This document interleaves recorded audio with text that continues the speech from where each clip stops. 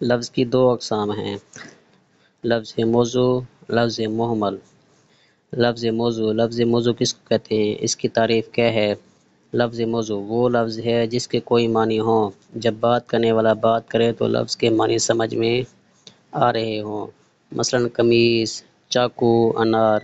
تو اب قمیض کس کو کہتے ہیں؟ قمیض وہ جس کو ہم پہنتے ہیں، تو جب بات کرنے والا بات کرے گا، بولے گا قمیص بولے گا تو ہمیں اس کا معنی سمجھ میں آئے گا۔ اس طرح چاقو ہے، اب بات کرنے والا جب بولے گا چاقو تو ہمیں اس کا معنی سمجھ میں آ رہا ہے۔ اس طرح انار ہے، تو جب انار کو جب بندہ بولے گا تو اس کا معنی سمجھ میں آ رہا ہے، اس کا معنی۔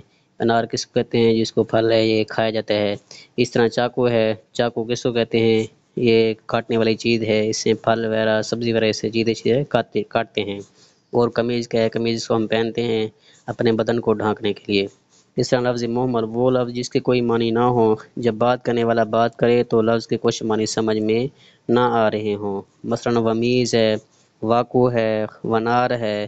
تو جب اس کو بات کرنے والا بات کرے گا تو ومیز کیا ہے؟ تو ومیز کا کوئی معنی نہیں ہے، قمیض کا تو معنی ہے لیکن قمیض ومیز کا کوئی معنی نہیں ہے۔ اس طرح چاقو کا معنی ہے لیکن واقو کا کوئی معنی نہیں ہے۔ اس طرح ونار ہے، ونار کوئی معنی نہیں ہے، انار تو جو پھل ہے کھایا تھا، لیکن ونار کیا چیز ہے؟ تو ونار کو کوئی معنی نہیں ہے۔